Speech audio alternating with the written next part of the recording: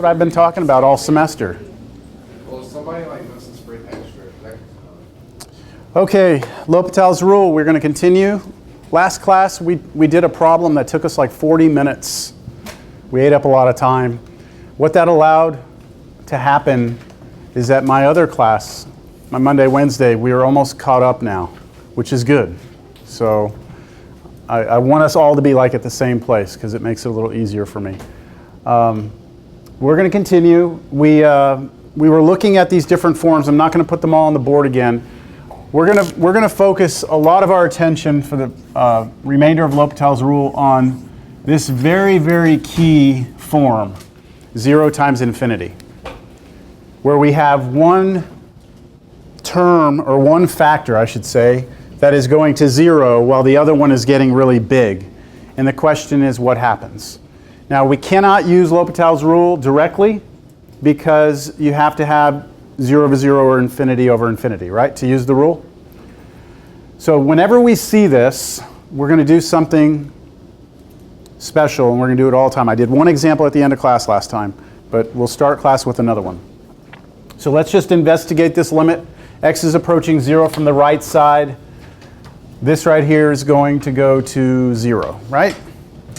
And then natural log of 0 is undefined, but as we approach 0 from the right, we just have to kind of look at what the natural log function does. Yeah. As we approach 0 from the right side, it dives down to negative infinity. So in this form here, it does not matter if this is positive or negative infinity. Either one. So you can put plus or minus here if that makes you happy. That does not affect the idea that we still have a problem. One number is getting small, the other one's getting big. Big negative or big positive doesn't matter. With me? All right, so we do have the appropriate form of 0 times infinity here, right?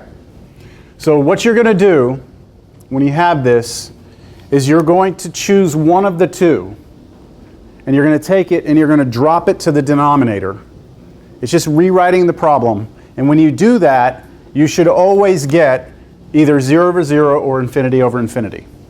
But we can't change the problem. The way I rewrite this has to be exactly the same thing that I see here. It's just going to be a clever way of doing it. So why don't we take the x and drop it down? And then after I'm done, I'm going to do it the other way. And we're going to compare the two and see which one worked better. So let's drop the x down. I would rewrite this like this. The natural log of x is still there. When I drop the x down, I can't just put x here, right? If I put x here, it's not the same problem. Natural log of x divided by x is not the same as natural log of x times x. But if I rewrite this x on the bottom as 1 over x, then of course, just using properties of fractions, that would flip back up and actually become an x up there, wouldn't it? So that's the same thing, I just massaged it and made it look like something else. But what we gain from this is that if we separate the numerator and denominator like this and look at them individually, we can analyze what sort of ratio that is when we apply the limit. If x goes to 0 from the right, we already know the numerator is going where? Where's natural log of x going as we approach 0 from the right? Negative infinity. And now the bottom. It's 1 over x, not x, right? It's 1 over x. So if x goes to 0, you have a fixed number over 0. And what happens when you have a fixed number over 0? It goes to infinity or possibly negative infinity, or the limit doesn't exist. So this goes back to when we first were doing limits. If we ever saw this fixed over 0, we said there was 3 possibilities. Positive or negative infinity, or it doesn't exist. Does that look familiar, sound familiar to you? Now let's actually figure out which one it is here. Our numerator is a positive number, right? 1 is positive. The x is approaching 0, but from the right. If you approach 0 from the right, you're going to be positive, right? Here's 0. If you're approaching from the right, you're a positive number. So this is a very small positive number that's going into a fixed positive number. The answer should be positive, right? And it should get bigger, right? 1 over a small number is a big number. So this is going to approach positive infinity. So we actually do have infinity over infinity if we look at it this way. With me? Still? Okay. Now, can we use L'Hopital's rule here? Yes, it doesn't matter if that's negative, right? These can both be positive, both be negative, one positive, it doesn't matter. As long as we have infinite, a ratio of infinity over infinity, that doesn't change the fact that we can use L'Hopital. All right, so I have the appropriate form. I'm ready to apply L'Hopital's rule. Here it comes. I indicate that I'm going to use it, and now it's the derivative of the top, right, over the derivative of the bottom. So what is the derivative of the top? Derivative of natural log of x is just 1 over x. That's it. That's derivative of the top. All right, now the bottom. So you have two choices here. You can do quotient rule, or you can rewrite this as x to the negative 1. That's your call. And what I'm going to do is I'm going to put it up here because this is going to come up again. We're trying to take derivative of that, right? I'm going to rewrite it as x to the negative 1. I want the derivative of that. This is power rule. Negative 1 comes down. X to the negative 2. Agree? But that's just negative 1 over x squared. Isn't it? Yeah. So there was a derivative that I told you should probably just remember, like memorize, because it happens so much. Which one was that? Root x. I told you, remember root x is 1 over 2 root x, right? Yeah. This is another one that comes up quite a bit that you should just kind of memorize. When you see 1 over x, the derivative of it is negative 1 over x squared. Now, if you need to actually work through it, fine. That's okay, but just make sure you can get to this. That good? Okay, so I'm going to put that right here. Now, a critical step right now. If you actually take the limit right now, what would happen here? 1 over 0, which would go to, from the right, which would go to positive infinity. We just did that here, right, didn't we? That would go to infinity. What about this one? Negative 1 over 0 again. So that would be fixed over 0 again, which would be infinity but negative, yes. So you would have infinity over infinity again. So you would use L'Hopital again. Wrong, okay? That's why I'm bringing this up. This is very important. You can only use L'Hopital's rule if you have the form 0 over 0 or infinity over infinity after you've done simplification. We have not simplified this yet. This actually cleans up pretty well, doesn't it? A fraction over a fraction I can flip. Not going to use L'Hopital. I'm just rewriting. I have 1 over x, and then when I flip this one up, it reciprocates, x squared goes on top, negative 1 on the bottom, right? And so, do you see what I mean by algebraically we can simplify this? One of these x's cancels out, reduces out. So that goes away. And so you just have limit x goes to 0 from the right, negative x. And now take the limit. Just goes 0. So the limit is 0. And that's it. Pardon? Does that make sense? All right, now, I chose in the very beginning of the problem to pick one of these and drop it down, because that's what I said you're going to do every time you see 0 times infinity, right? You're going to pick one and drop it. Every time, didn't we just go straight to the negative 1? What do you mean? Put on the exponent for the other one that we dropped down? Yes, you could. Yeah, whatever it is to the negative 1, yes, you could do that. Mm-hmm. What I'd like to do is redo the problem, though, and I'd like to drop the other one down, just to see if it's easier or harder. So let's see. If I redo the problem, no L'Hopital, just rewrite this. I would leave the x on top, and on the bottom I put 1 over ln x, wouldn't I? It's important, that 1 over, do not forget it, right? Now let's just check to see that we have what we need to use L'Hopital's rule. I told you guaranteed it's going to happen, right? But let's just check it. X goes to 0, the top is headed where? 0. Now where is this headed? Natural log of 0 from the right, we said this piece is headed where? Infinity. What's 1 over an infinitely large number? Fixed over infinity goes to 0, right? So this entire denominator goes to 0. Do you see that? Now we can use L'Hopital. Now I would argue right now with you that the derivative of the top looks pretty clean, doesn't it? Derivative of the top is just 1. So I'm applying L'Hopital's rule. Here we go. Derivative of the top is 1. But what about this? That's going to be ugly because this is not just, the answer over there is not just 1 over the derivative of natural log x. This is a quotient. So you got to do the quotient rule. You could write it as natural log of x in parentheses to the -1, but then you're going to need chain rule, right? So either way, this is going to be a more complicated derivative than the 1 over x was, right, when we dropped the other one? But let's try it. So how would you like me to take the derivative of 1 over natural log x? You want me to rewrite it as natural log x, all of it to the -1 and take the derivative, or do you want me to do quotient rule? You want the -1? Yeah. Quotient rule seems easier here. Yeah, it's really kind of up to you. It's your preference. I'm going to do this. I had someone at least raise their hand for this. All right, there we go. I'm going to take derivative of that. Be careful. It's not this. This would mean the -1 is on the x. That means the -1 is on the entire function natural log. If it were this, I would be really happy, because then I could use properties of logs and just drop the -1 down, couldn't I?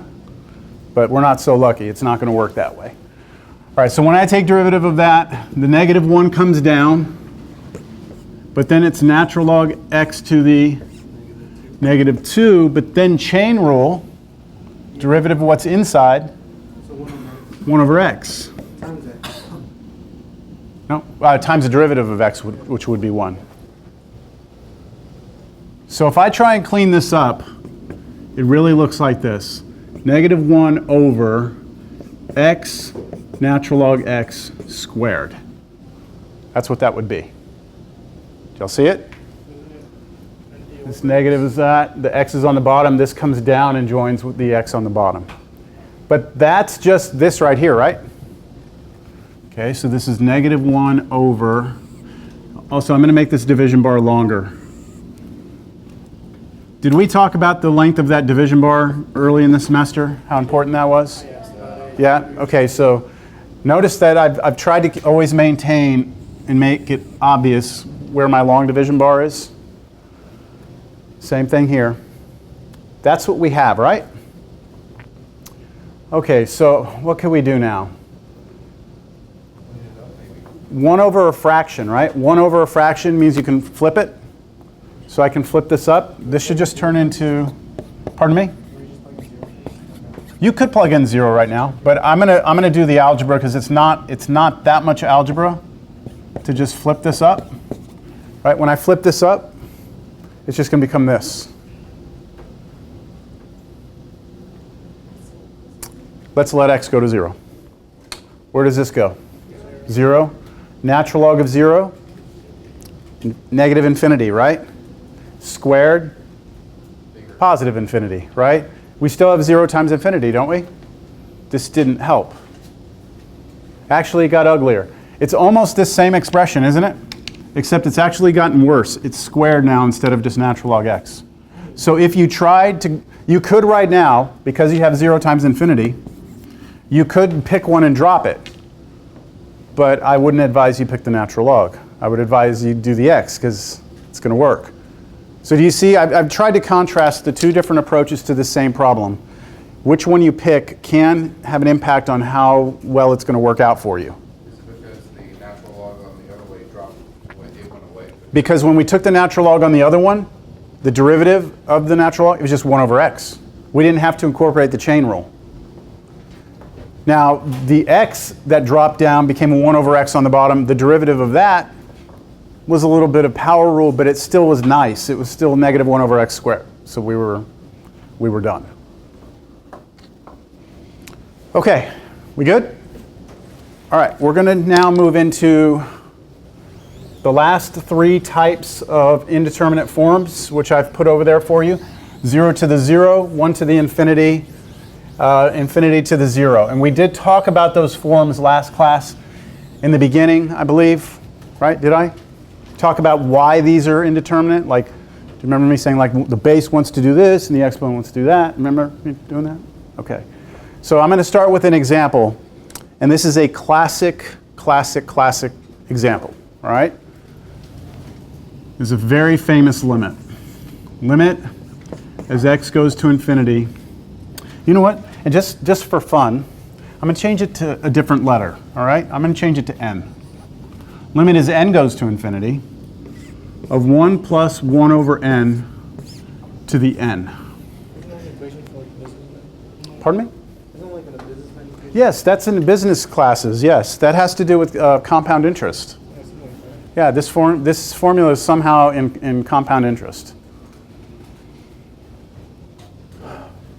Yes?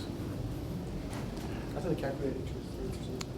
Yeah, they use this, but actually they're not going to use this. They're going to use something else. You'll see, because we're going to determine what this is. All right, so what I'd like to do before we actually do this problem, well, let's let n go to infinity and see what form we have, and then we'll talk a little bit more about it. If n goes to infinity, let's start inside the parentheses. 1 over infinity is going to go where? To 0. 0. It's going to 0. Is it ever 0? No. So this is going to be a very small little number, right? Tiny little number. No matter what n I plug in, that's going to be a little tiny number. Plus 1 is going to be really close to 1. Not exactly 1, but really close, yes? So I've got a form that looks like this. The base is getting close to 1, and then the exponent is getting infinite. And that is an indeterminate form. Right? That's an indeterminate form. 1 to any power should be 1. But see, the thing is, it's not 1, right? It's a little bit bigger than 1. So if I take a number that's a little bit bigger than 1 and start raising it to huge powers, it's going to want to make it bigger. Yes? Sure? It's important that you understand that if I sit here and I say, hey everyone, here's the number 1, and then I ask you to raise it to the billionth power, the answer is going to be 1. But if I tell you that that number is not 1, it's just really close to 1, I ask you to raise it to the billionth power, it's not going to be 1. It's going to be something else. And so what's happening here is that the base and the exponent are in a battle with each other. And the question is, who wins, or does someone win? Or do they compromise and just say, hey, look, let's just meet in the middle, they'll both wave the white flag and just agree on something, okay? So before we do it, we know we have an indeterminate form. Let's actually use our calculators. If you have a calculator, not everyone has to do this. Let's make a good old-fashioned t-table. Remember these? I just want to know, if you were to actually start letting n get big, what would happen to that expression? We know that it goes to 1 to the infinity, but let's actually put some hard values in here for n. So let's start with a small n, like 1. If we plug in 1, what do we get? 1 over 1? 2. Plus 1, that's 2, right? 2 to the first power is 2. Okay, but we're supposed to let n go to infinity and then figure out like where this goes. So let's let n be, we could go 2. Let's go 2. So 1 over 2 is a half. What's 1 plus a half? 3 halves? Is that okay if I stay as a fraction? 3 halves squared, right, because I'm plugging in 2 here. 9/4, which is 2.25, right? Did you graph it? Yeah. You get 2.25. Good? All right, now it's going to take me forever to get to infinity. So I better start using bigger numbers. How about if we use 10? So here I'll need someone with a calculator, perhaps. Let's see. I'm going to do 1 over 10, which is a tenth, right? 1/10? 1/10 is 0.1. So 1 plus 0.1 is 1.1 raised to the 10th. It's actually 2.5937. I'm going to try and get it as a decimal. What do you get? It's 2.5937. Okay, good. All right, let's get bigger. How about 100? So if I put 100 in here, 1 over 100 is 0.01 plus 1, so 1.01 raised to the 100th power. So can you do that on yours? 1.01 to the 100th?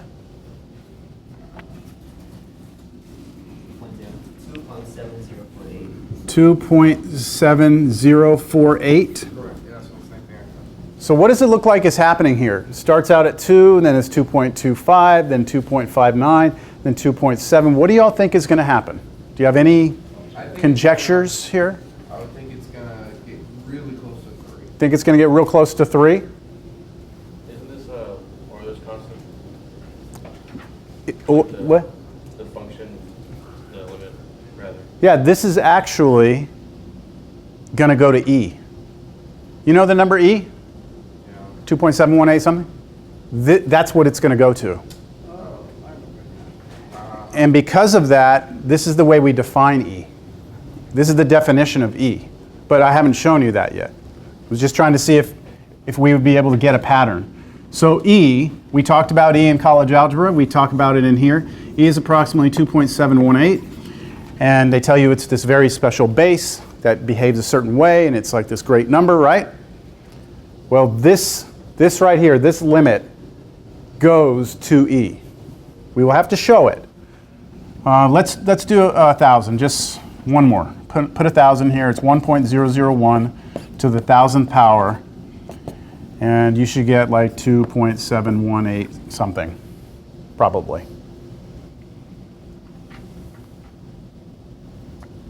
Okay? So it is not actually ever going to even go past 2.8. It won't even go past 2.8. You give me any number, I don't care what it is. Give me any positive number.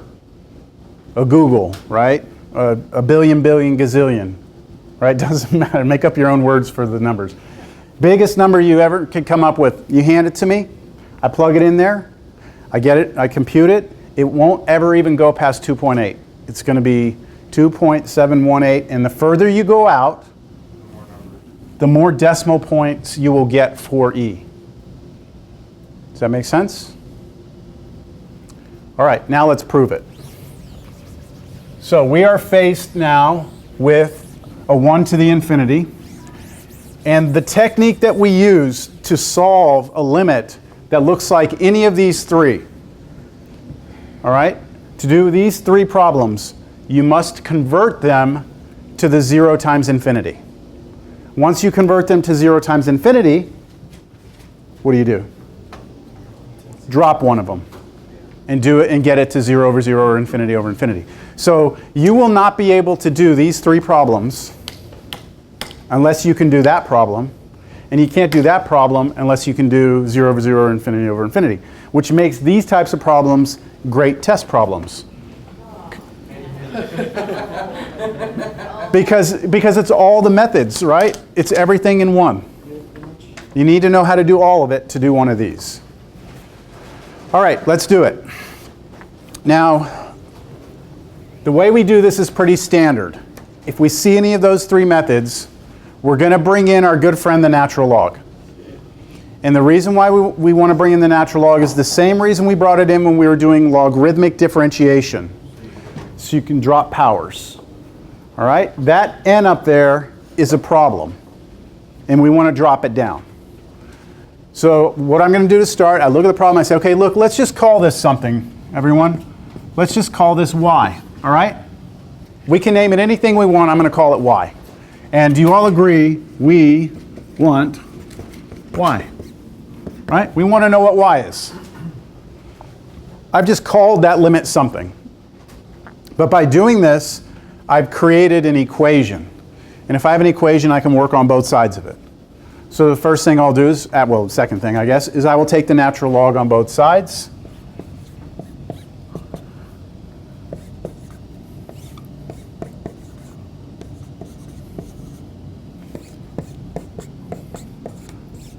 That's just me taking natural log on both sides, right?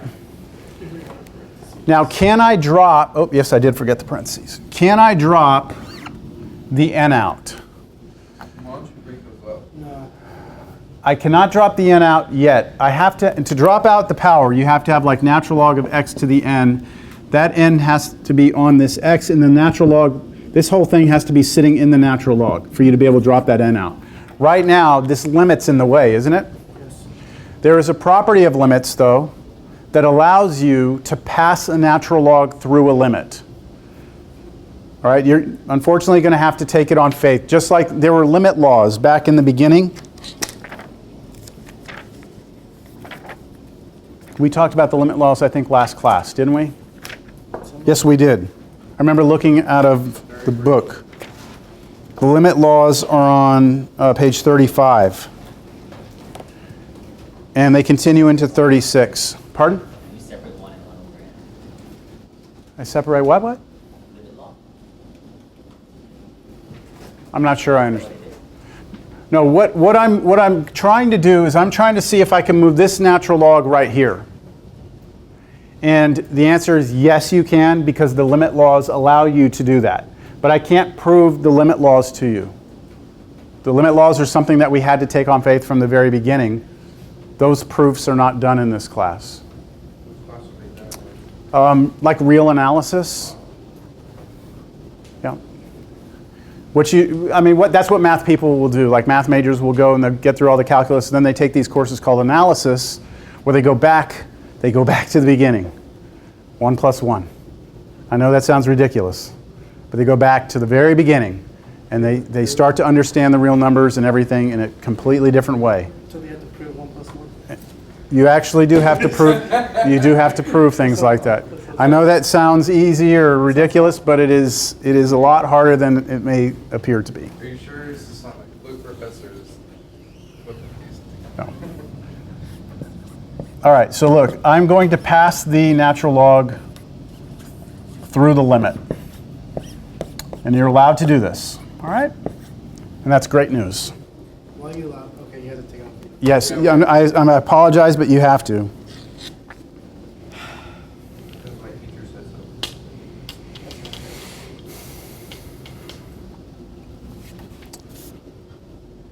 I had a tough time with that when I had to swallow that pill when I was a student also. But then I proved it later and it was fine.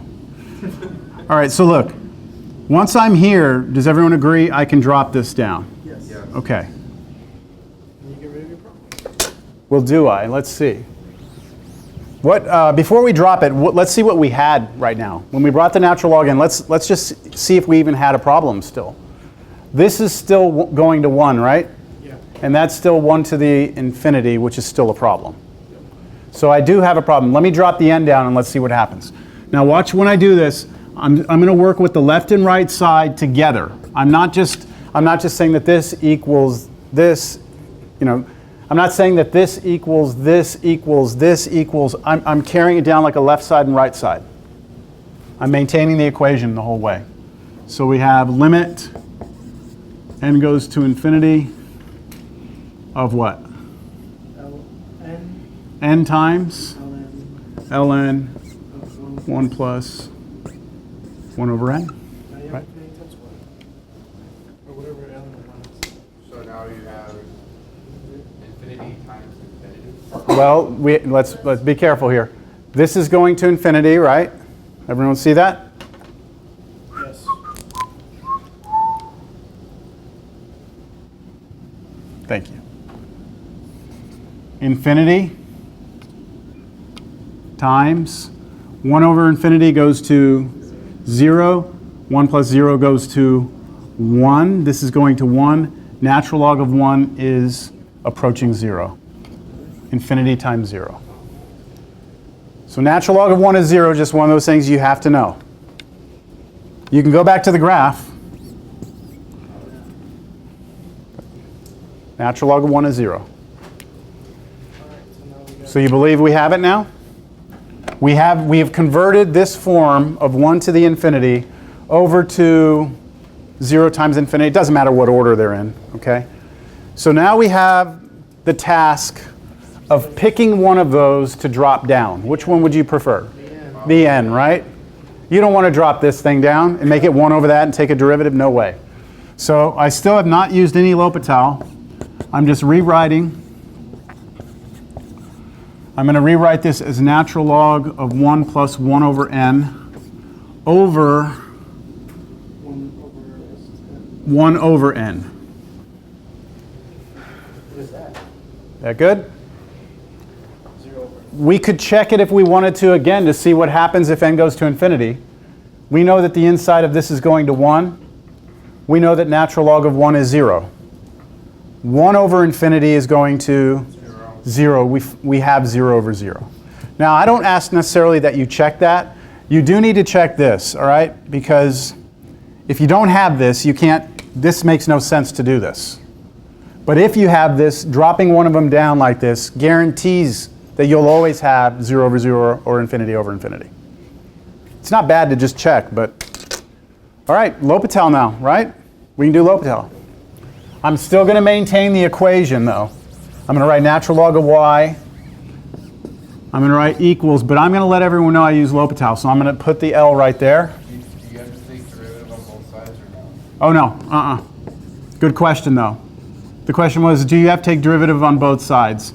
And no, because all your attention is on this limit, right? You're applying L'Hopital to this limit. This right here is just telling you this is whatever this answer is, it's equal to that, okay? It's not applying L'Hopital to both sides. It's just applying L'Hopital to a single limit. All right, what is the derivative of the top? So what's the derivative of the natural log of anything?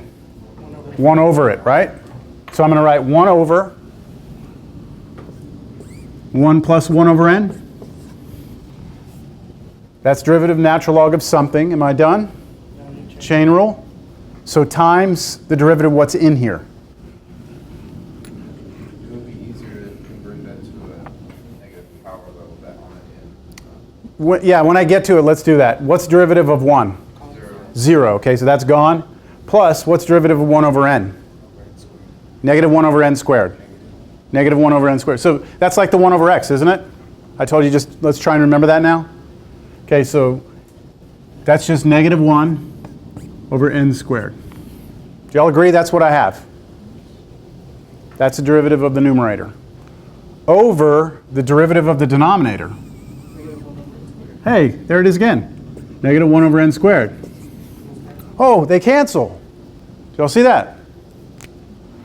Isn't that nice? Isn't that nice?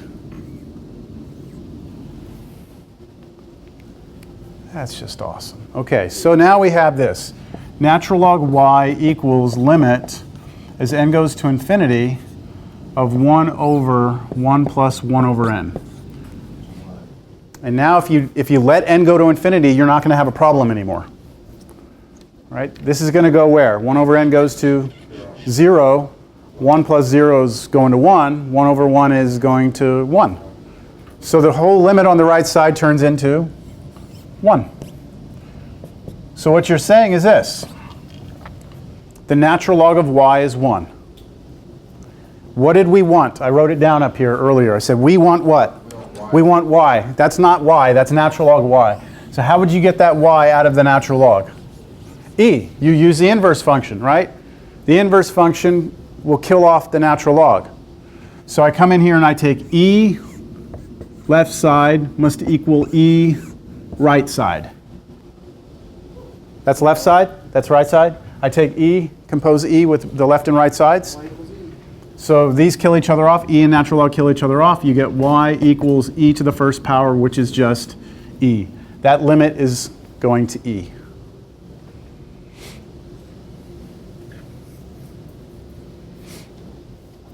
And that's why if you look in textbooks, they will define, sometimes when you define something, you put a colon in front of the equals.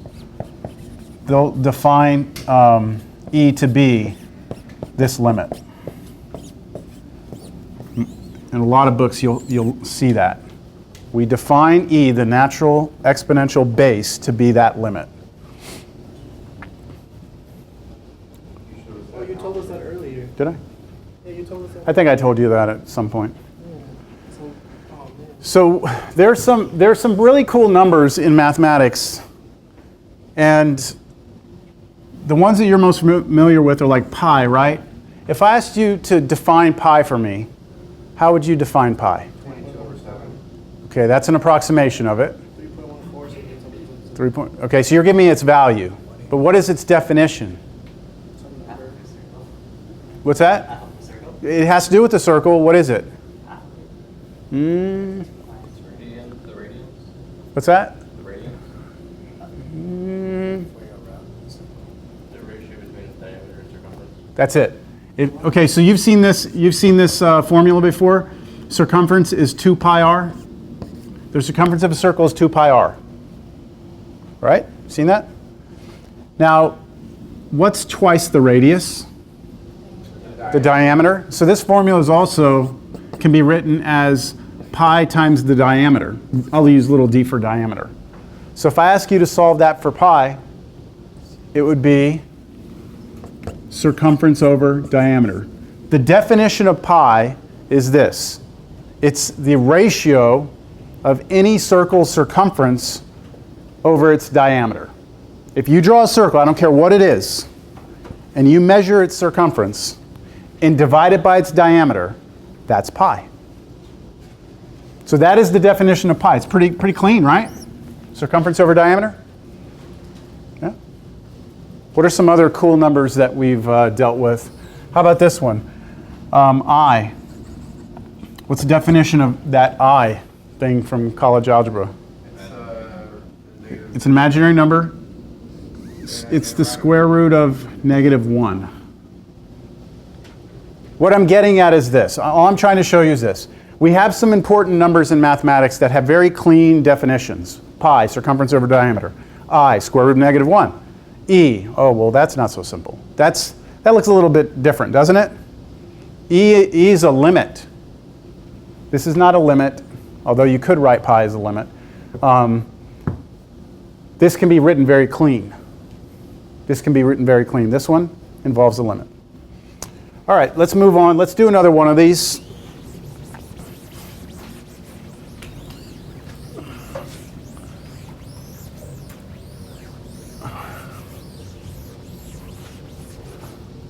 Do you think if I gave you one right now, you could follow that same procedure and get an answer? Let's see. I'm going to give you one to work on. I want you to try the limit. That's not a limit. That's a natural log. Let's do the limit as x goes to 0 of x to the x. I think there's a shortcut in this.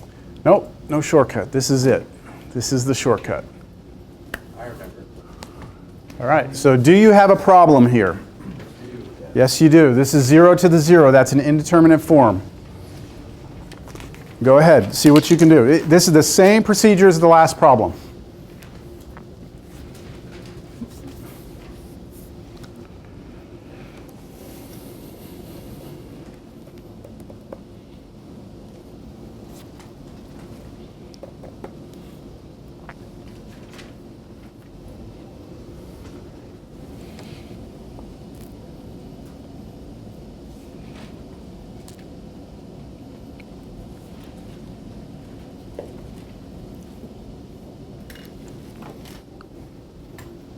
You got it?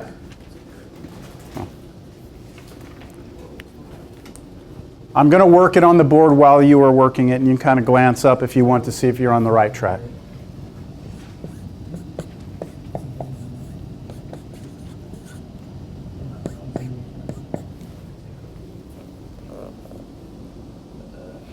By the way, let's make that 0 from the right, everyone.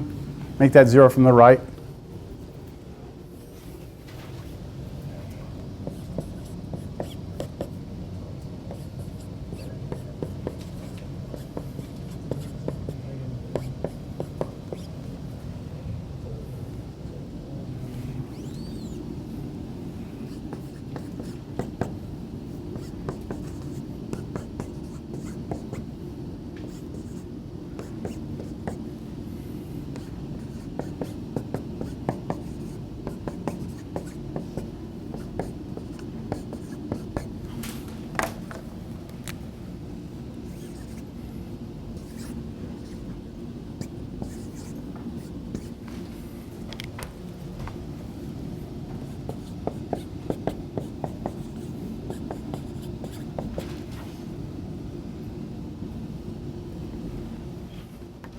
Everyone should probably stop when you get to the 0 times infinity place.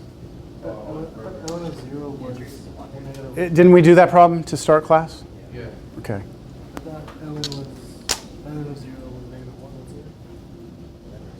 The answer is 1. Is it 1? I don't think that's what we got. No. Did we get 1? No, we got I think we got 0. 0. We got 0. I'll continue it, but No, we got 0. Because if you bring that back up, it cancels. So it's x over 1. Or negative. No, you're right.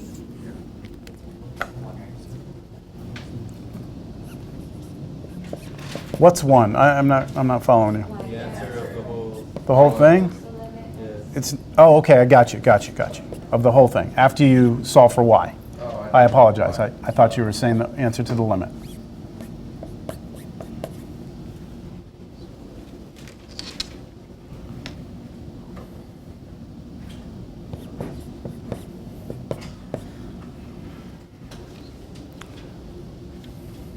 I didn't give you a whole lot of time, but honestly, we got to the point where we had already done this problem, right?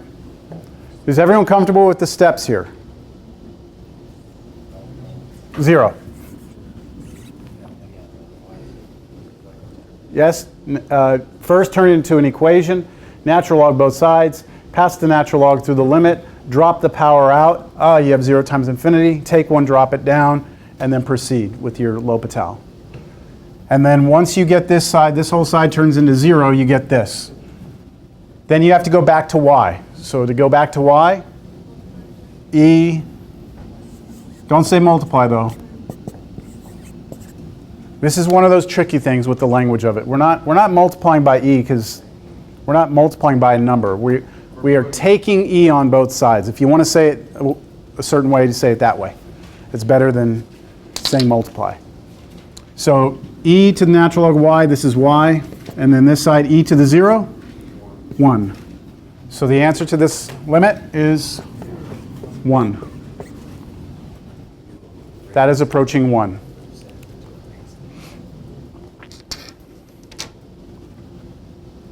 Any questions? At the L'Hopital flip, isn't it equal -x? Where? Yes, I just skipped it because we already did that, right? Like this part, you flip it up and then cancel things out, and you got -x, and then you let x go to 0. Don't forget to let x go to 0, and that'll turn this whole right side into 0.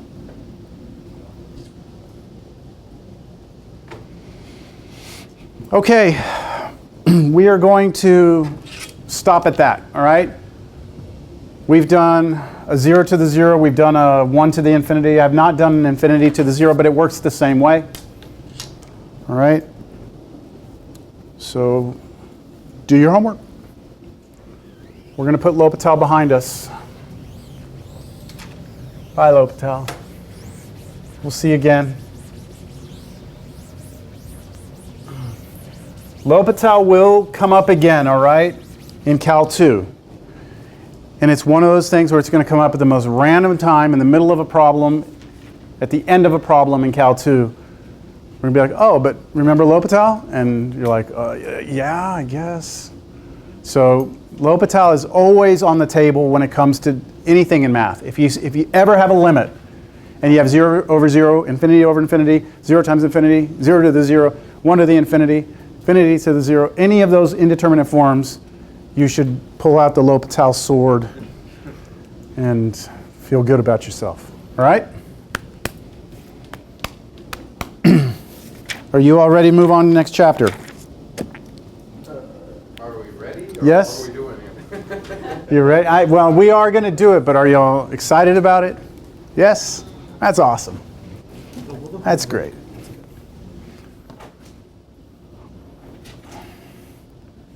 Chapter 4 is called Applications of Differentiation.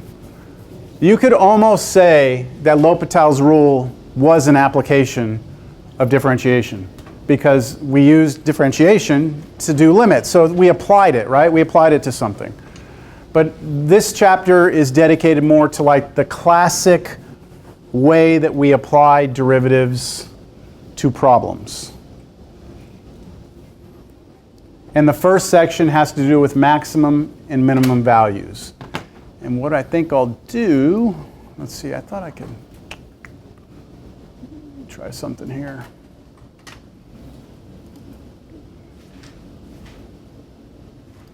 There it is. I just want to take a quick look at the sections in this chapter and talk about them briefly.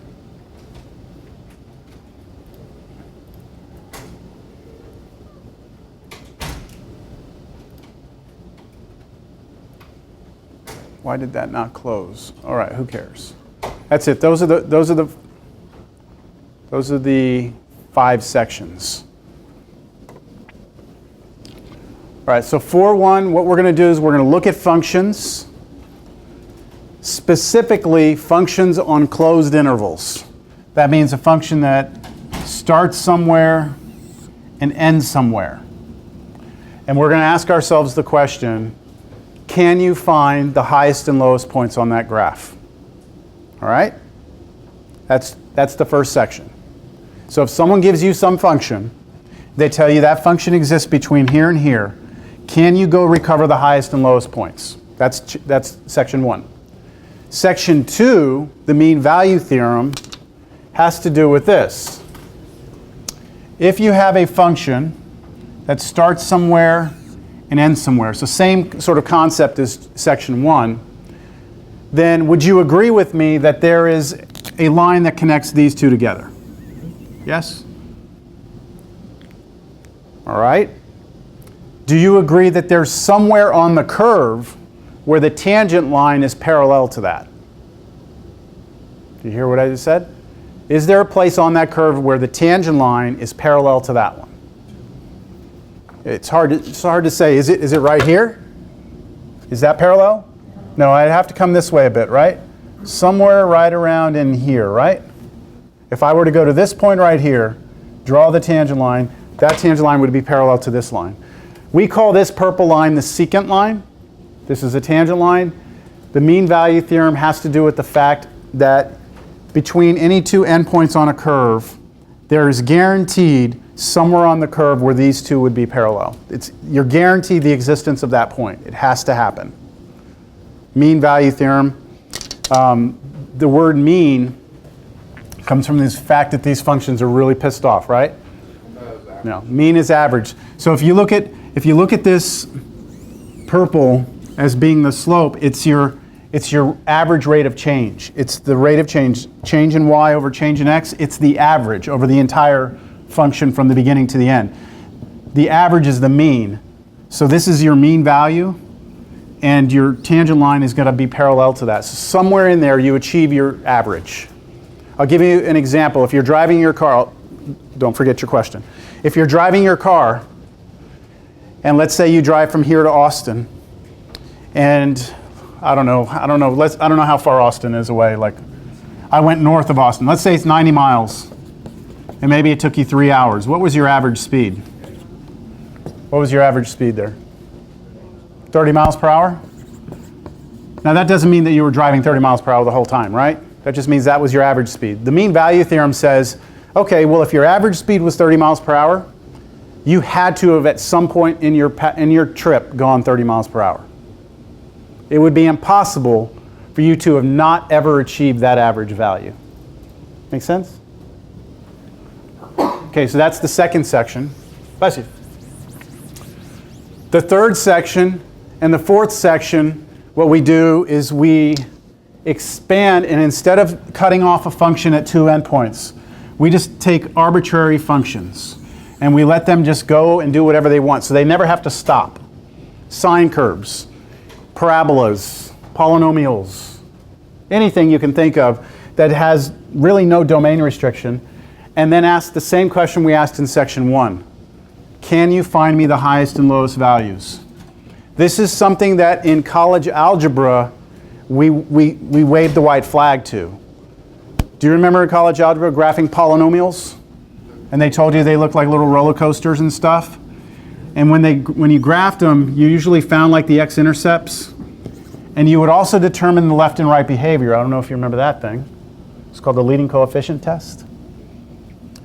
You would find the left and right behavior. You would find the x-intercepts. You would also do this thing with multiplicities to tell if it like crossed through or like bounced off the x-intercepts. This is, I'm not asking you to like, you better know this like that. I'm just trying to kind of get your brain going here. What we never asked in college algebra was this. What's that highest point? What's that lowest point? What's that highest point? We didn't do that in college algebra. We didn't do it for a reason. We weren't ready for it. But now in section 3 and in section 4, we are going to go after these now. All right? And then in section 5, what we will do is we'll just, this function that used to just be some graph, some arbitrary function that someone throws at us, these functions are going to come from word problems. And we're going to take the word problem and we're going to convert it into a function, and then we're going to find highest and lowest values on that function.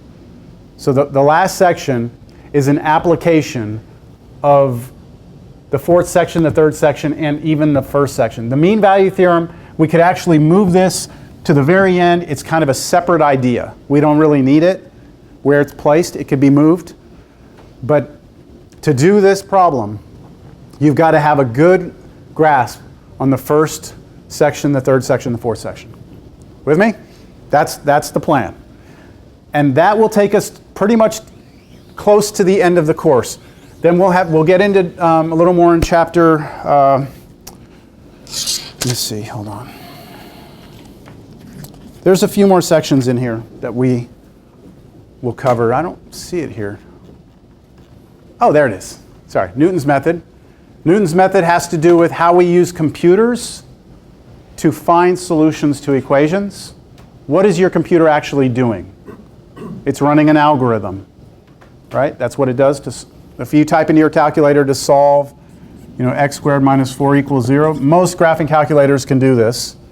What is it doing? Newton's method is an example of how a computer, we actually look at the algorithm that the computer runs. And then 4.7 is your introduction into antiderivatives, which gets you ready to start thinking Cal 2. All right? Yes? And I think in algebra, those peaks and the lows, you call them Yes, global maximums and minimums. Yes. I know we didn't ever figure those out. We never found them, but we did talk about what we're going to call them. Right. Yes. And that's where this section starts. Now, I didn't ask you to watch the video for this. I will say that you need to go back through because I'm just going to go through this very quickly. This is very geometric.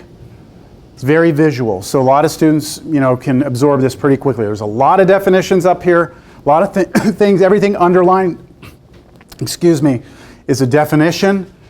So let me just get to the picture. This is a continuous function, meaning I can draw it without picking up my pencil. I have a solid dot here and a solid dot here, which means it's going to start and end at 2 points, right? We have this idea of what we call global extreme values. Global extreme. When you hear global, you think like worldwide, right? So when we say global extremes, we're talking about looking at the entire function as the entire universe and telling me where the global highest and lowest values are.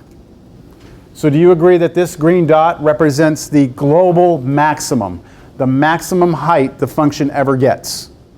Right? It's higher than every other point on the graph. King of the mountain, right here. King of the universe, right? Highest point. You agree? So the actual y coordinate of that point, I know it's hard to see it here. This is a point, it's the point 2, 856. For this particular function, that's what it is. All right? The maximum value of this function on this closed interval is 856. The global minimum is this point. It has an x-coordinate of -5 and a y-coordinate of -4,975. So the global minimum of this function on this closed interval is -4,975. Got it? Now, do not confuse global extreme values with local extreme values. Local extremes are there. So when you say local, that means you don't have to be the king of the entire world, you just have to be the king of your neighborhood. All right? So like look at this point right here. I put local maximum there. I said that's a local maximum. Now it's also the global maximum, right? But you could look at it as a local maximum because this point right here is the highest point in its neighborhood. In this little region, this is like the king of that hill. Yes? And then if you look at this point, is this the lowest point on the entire curve? No. But locally, like in this little neighborhood, that would be the lowest point. So the difference between local and global is obvious or no? Is that obvious? This point is also a local minimum. One thing you should be asking yourself is how big is the neighborhood? Doesn't that have to be defined? Yes and no. Do you remember when we were talking about limits, we talked about getting close? And I said that we can't really, we're going to have to kind of sidestep that a little bit. Like, what do we mean by close? I may have used the analogy of like, is SeaWorld close to us? Is SeaWorld close to us? Is SeaWorld in our neighborhood? Okay. Is the sun in our neighborhood? Compared, yeah, it's all relative, right? So I again have to kind of wave the flag at this and say, look, when we talk about near, neighborhood, close, it's more of just a visual, like what's obvious visually. And I hope that it's obvious visually that this is the lowest point in a little neighborhood around here. That okay? Can I sidestep that? Yeah? Then would the beginning of the polynomial on the negative side be considered a local maximum? Yeah, great. I'm so glad you asked that question.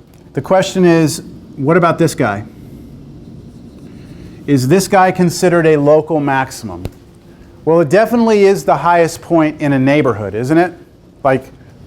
But the problem is that in order to talk about local maximums or local minimums, you must be able to look in a neighborhood, both sides. And because this doesn't have a left side, it will not qualify as a local extreme. Everyone follow that? Endpoints will never be local extremes. Local extremes only occur on the inside of the function. Now, global extremes can occur on the endpoints, which I believe I'll illustrate in my next example. Okay. So, how many local extremes do you have here? How many local extremes? Three. You have a local extreme here. That's a local minimum, right? This is a local maximum. This is a local minimum. Agreed? All right. How about global extremes? What's the global minimum? Is it lowest point, right? That's your global minimum. Global maximum. Top right endpoint. Locals have to be inside. Globals can be on the ends.